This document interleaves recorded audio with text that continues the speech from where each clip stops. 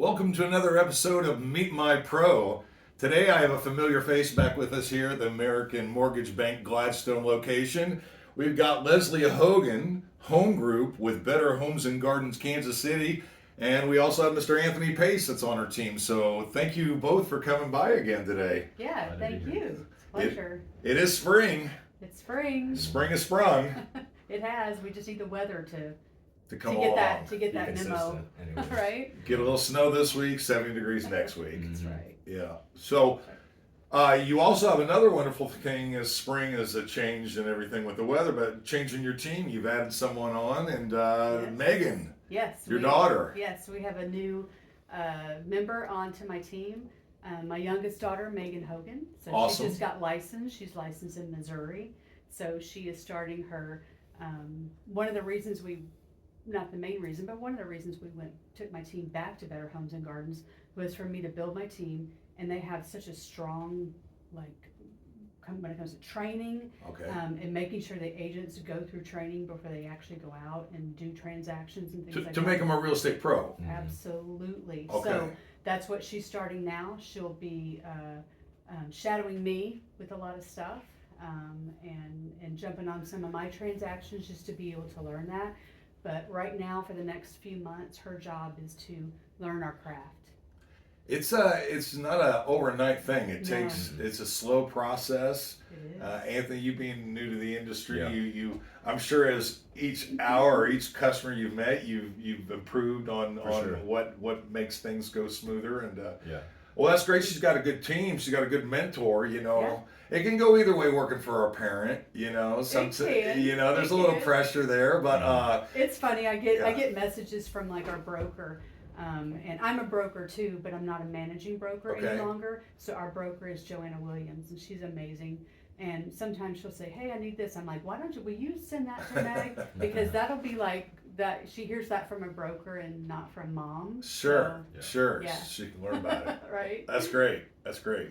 I worked for an uncle or two, and I'll tell you what, I had an uncle, he said to me, he goes, "Robert, I'm going to give you this job." And I go, "Okay." He goes, "But you can't tell anyone we're related." Mhm. And I said, "Why?" And he goes, "I don't want them thinking that I'm showing favoritism to you." Right. And I was like, "Okay, I won't say a word." Guess what? There was no favoritism. Okay, none whatsoever. Right. So spring has sprung, new team members, so that puts you at 3 now with with what you got cooking. Let's talk about the spring market. What have you seen in the last 4 weeks, obviously leading up into the spring market? What's kind of the norm that starts taking place with real estate agents and listings and buyers? I have in my entire career, the one thing that I have consistently seen is we do not transition slowly No. from one market to another. Okay, we go from a very soft market to where you're just wondering like what's going on. Is this correct career for me? Right? Yeah, you're just like questioning Yeah. you're questioning all your life goals, Mhm. and then you wake up the next morning and it all hits at the same time. Boom. Yeah, It's full never power. like a very smooth transition, and that's the way it always is. But that's exciting too. Yeah. So, You got to stay in front of the bear.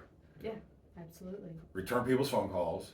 Yes. These in the next 4 weeks, it'll start turning into late evenings, weekends, and sporadicness. Correct. Last minute decisions and changes and people and everything. Yeah.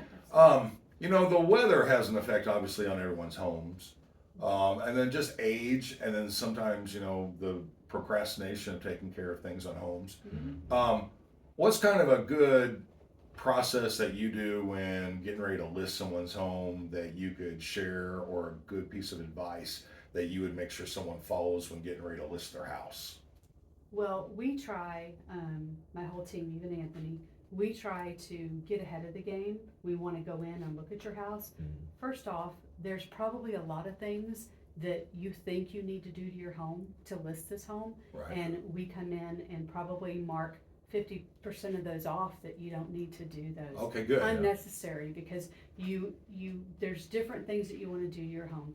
There's a list of things that will add value to your home, and there's a list of things that will not add value, but it might make your home stick out better Okay. than the home on the next block. Right. Okay? And it just might make it more desirable. So we want to make sure you know what those two lists are, and as much as you want everything to be like, shiny and all the new things and sparkly, you want to make sure that you're hitting the things that you need to repair first. Okay. Anything that's broken needs to be repaired. Anything that needs to be serviced needs to be repaired. Needs to be functioning. It needs to be functioning. Yeah. Get your HVAC serviced. Yeah. Make sure your hot water heater is working. Make sure all those things, those things don't creep up on you. We can't see through walls. Right. We can't see through concrete. Right. There could be some things during an inspection once you're under contract that happens. But on the most part, like, we send our COI every single quarter what to do to your home for spring, summer, fall, winter. Okay. Right on. So you need to, like, owning a home means constant maintenance. Typical Okay. maintenance. Keeping an eye on what needs to be taken Keeping an care eye of. on Yeah. it. Yeah. Yeah, so if they've done that, there's fewer things that need to be done. But, I've been called into many houses where they're like, hey, we're gonna get the countertops redone next week, okay? And I'm like, why are you getting the countertops redone next week? These look fabulous. And they're like, well, somebody told us we should do this. I'm like, you can get them done, but I'm not gonna be able to get you $1 more for Right. this house. Right. Like, and they look great. They're functioning right They're now. functioning right now, and they're granite and they look fantastic. Don't do that. Like, and they're like, really? I like, we can say, sometimes we walk out of a house saving them thousands and thousands of dollars, because our job, we're fiduciary agents. Our job is to get you the most amount that we can for your house. Yeah. Sure. But we do go in houses that need things to be done, and buyers really love like neat, clean, organized, and smell good. Yeah. Okay, and sometimes just a quick interior paint to freshen up or a new carpet can do wonders. Yes, for a yes. house. Now let's back up about, things that need to be fixed, things that can wait. It's not just important in trying to get it sold, but it's also important when you're getting the home appraised. Yeah. Yes. There's two things on the bottom, page 2 or 3 of any appraisal one's conducted, and it says subject to or as is. When it says subject to, it means these repairs that maybe Leslie didn't tell you about got caught by the appraiser, and now the appraiser is going to say this home is worth X amount of dollars, but you got to fix this. And the problem that renders is, A, it takes up more time, but the other thing it does is that it enters you into renegotiating your sale price with your buyers, because now they found a flaw with the home. And now they may ask for less money. And we don't want to do that if we can avoid it. So that's another reason why you want the Leslie Hogan team of Kansas City and Better Homes and Gardens to be there, because they're going to be able to maybe head that off. The other thing too is that if you enter into this agreement to sell your home and the home doesn't pass appraisal, the buyer's not obligated to go forward any further to buy that home, because you can't provide them a home that can get past appraisal. If I have to send the appraiser back out there to verify the work's been fixed now, there's a $200 reinspection fee that falls in the lap of my buyer. Thereabouts, 100, 150, 200. So those are the things you're trying to avoid when the home's falling apart. Absolutely. And also, you have to educate that seller Yes. to say, okay, I feel like in your price point and in the condition of your home, we can open this up to FHA, VA, USDA, whatever it is. Sure. And then you have to know, hey, your home is, there's not a lot I'm going to tell you to do, but you're going to probably have some FHA buyers, and your home has some FHA tag items that will be called out during that inspection and that appraisal. So those are the things that are going to be, I guarantee you they will, like, handrails or guardrails or, something with the HVAC or something with the foundation. Sure. All those things. So you want an agent that is knowledgeable, can come into your home and tell you how to head some of those things off so that you can open up. Because the last thing you want to do is minimize the demographic of people that come and look at your home and go, okay, well, we'll just do cash and conventional and go and move on. You don't want to have to do that. You want to open it up to everybody. You do, and some banks, basically they don't want to working with the issues of someone's homes. Now, American Mortgage Bank will provide you options subject to management approval, but we'll escrow for repair. So if a seller's got something wrong with the house, we know about it going into it. We can set some money aside in the sale price. And then we also do rehab, home ready products and such. So there are some ways to make those homes that maybe need the fixing up and fixed up. Now, when you go look at a home and you've given them this advice, I'm sure sometimes it's sometimes they're like, oh wow, we don't have to fix it. And sometimes you might tell them they got to fix it. They're like, no way, we have to do that, and you're bringing up some things to attention. Now, you being in this industry, if there is something that needs to get done with that home, you probably have a wealth of vendors you can suggest as well, roofers and concrete people and such like that to get that done too. Absolutely, we have a full list of people, and more than one, so we can provide things Good. depending on experience, depending on budget, things like that. So Anthony's pretty good too. He has a pretty, he has a family that knows a lot about contractors and construction. So we all have our own list for the team, but I'm sure Anthony's probably got some he likes too that he uses and things like that. So. And that's awesome that you have that experience of being a carpenter, construction, and then real estate. I mean, it gives you a real round opinion and understanding of things that are functioning within that home, not just like, I don't even know where a fuse box is. And not just for sellers, okay? This is what makes you a fantastic buyer's agent. Yes, for you to walk in with your buyers and be able to eye things, because that's your job as a fiduciary agent. That's your job to be able to walk through. Bring it up.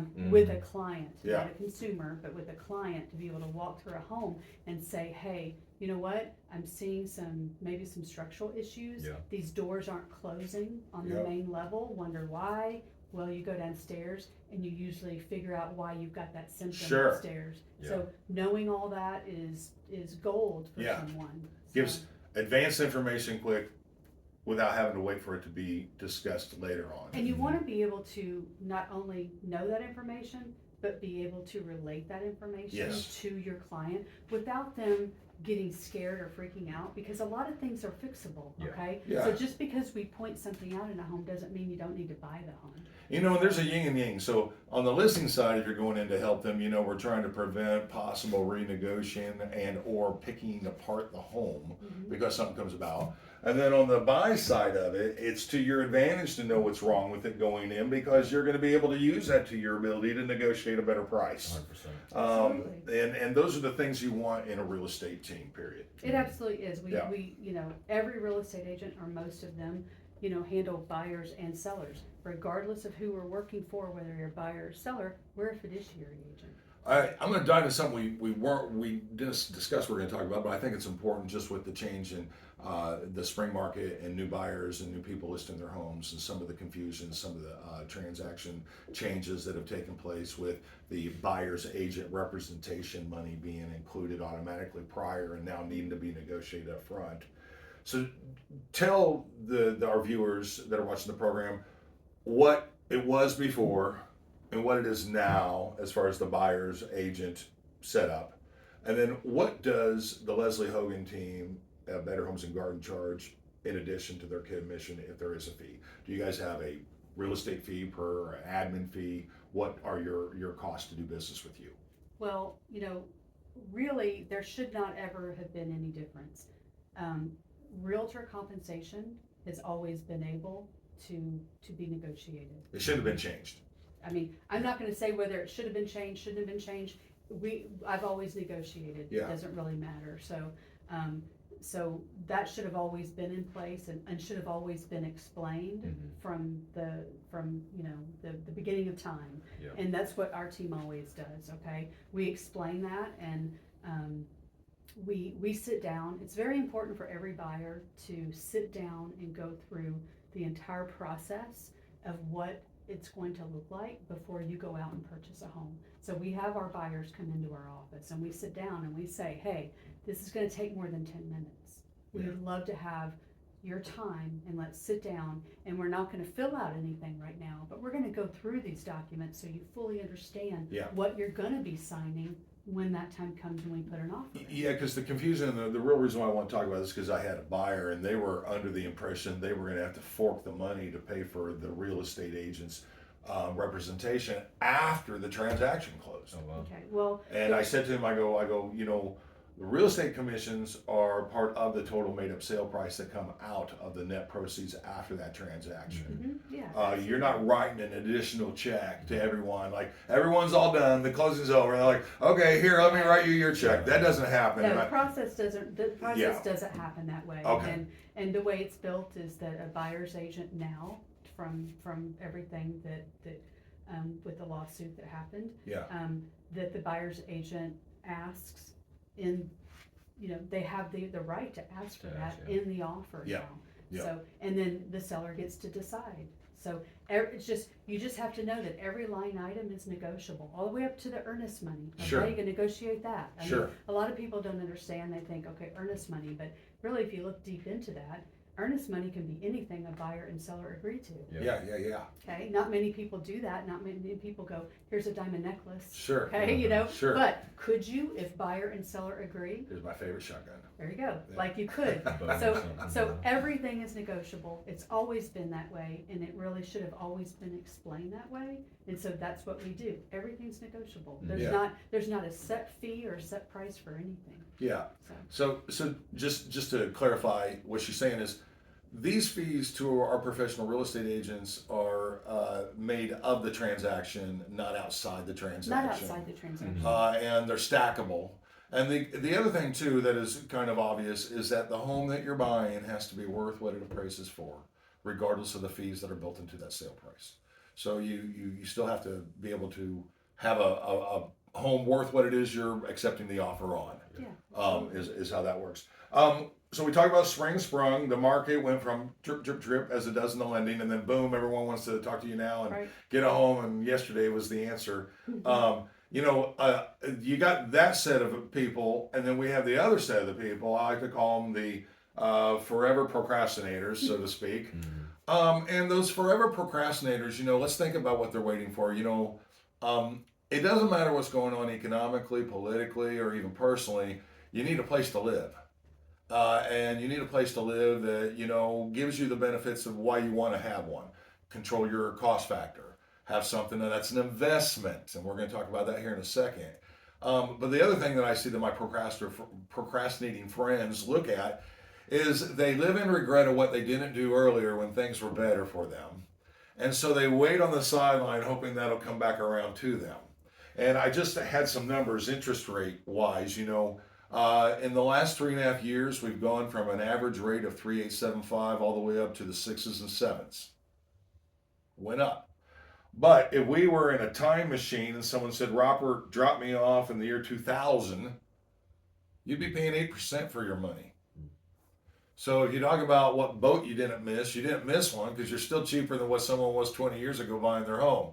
Now hit the rewind button even before that, get in your time machine. We go all the way back to 1983, 84, energy crisis, Jimmy Carter, the change of the term of the guard, and you're looking at rates between 13 to 14%. My very first interest rate was over 9.5% on my own home. So I encourage you to think about where you're at now versus where you're at. Also, too, interest rates are only applied to you. You only give that money to the banker if you wait to the very last payment on the very last month. Then you will have paid them all that money. If you pay a little extra, it goes right towards the principal, and they don't get the interest on that money. So rolling back to what we alluded into there a little bit about the investment of buying a home. I mean, it sounds so cliche, but you cannot acquire any sort of wealth in your life any easier than a place you're going to rest your head and live in and pay. Absolutely not. And I think a lot of consumers who have never purchased a house before and they haven't gone through this, they think they're just making a payment and they're making that interest rate means I'm making a higher payment than if I got a lower interest rate. But you have to remember, it's just not the equity that you're making on a home is not just your payment, but the value of your home is going up as well. So it's almost like you're making a payment on it, and that's investment is also rising. You put those two together, and before you know it, in 2 years, you've grown 30%, you've grown 40%. You can now get your PMI taken off. I mean, so many things versus you just saving money continually. Putting, I'm not a financial advisor, so I want to say that, but versus maybe just saving money into an account so that you can put more down. I mean, think about it, just between your equity, building, making your payments every month, and maybe putting a little bit extra into your Right. payments, and then your home value going up as well. Right. And maybe you add something to your home and you update it, whatever it is. It's maybe just your neighborhood itself is going up, each year.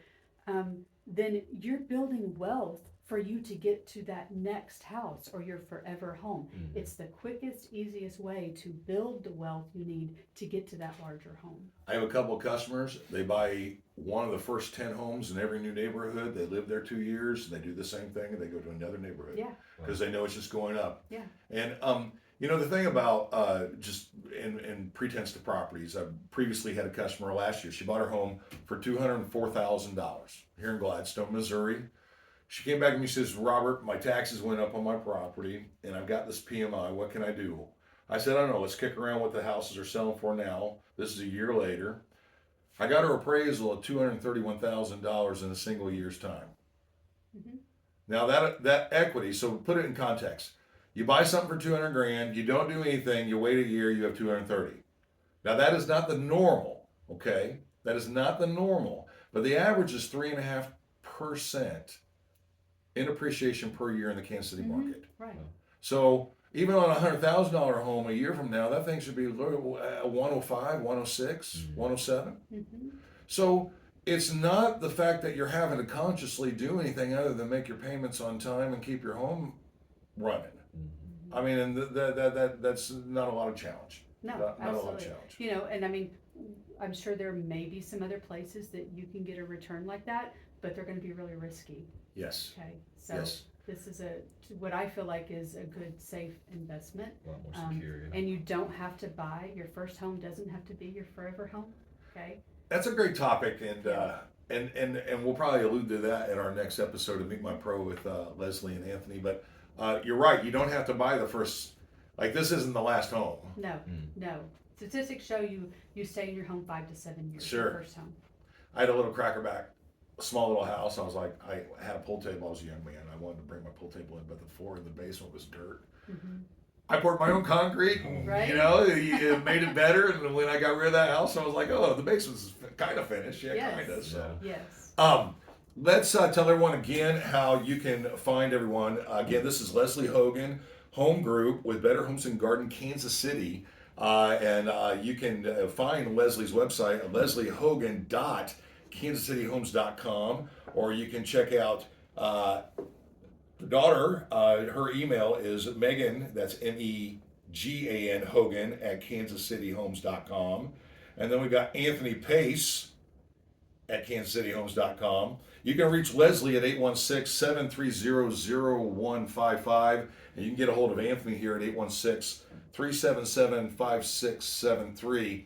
And if you need a mortgage, I'd be flattered to work with you, 816-777-1515. Remember, buying a home isn't as big of a challenge as you think it might be if you have the pros, and I can help you meet my pros. Thanks again for checking us out. We'll see you next time. Yeah. Thank you. Thank you.